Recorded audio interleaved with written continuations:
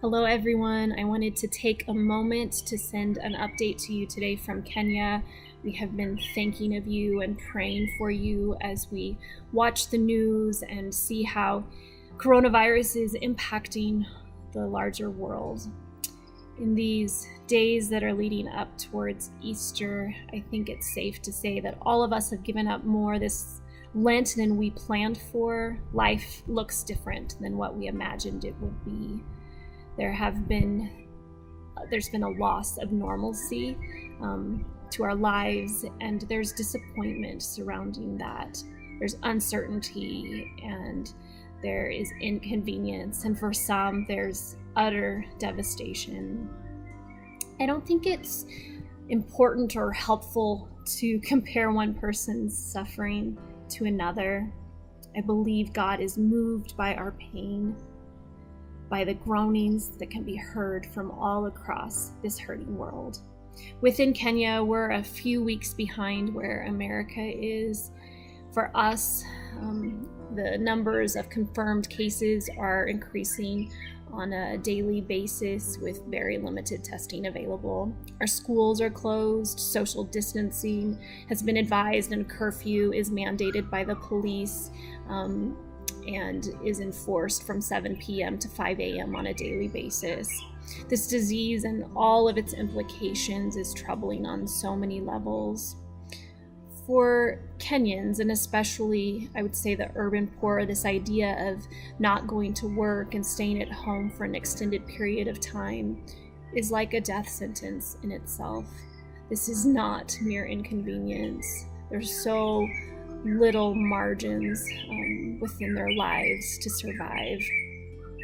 Throughout the world, the trends have shown that the elderly and those with other underlying health conditions are the most vulnerable to this disease.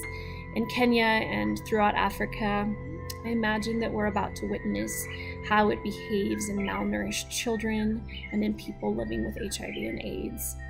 ICU beds and ventilators are almost non-existent here and will not be available for so many of the sick and the dying that will need them.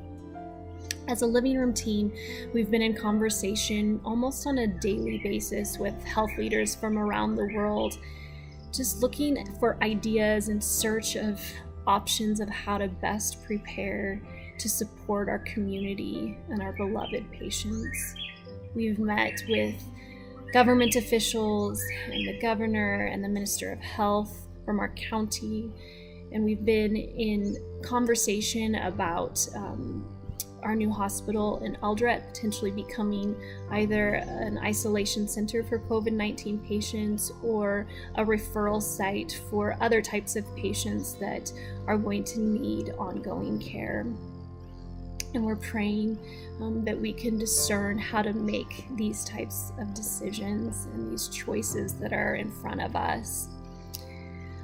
For some of you who probably have kids at home with you, you might be watching Frozen 2 a lot right now, and there's a song within it that Anna sings that I find to be very helpful to me.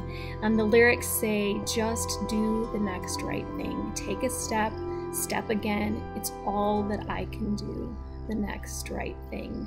I won't look too far ahead. It's too much for me to take, but break it down to this next breath, this next step, this next choice is the one that I can make.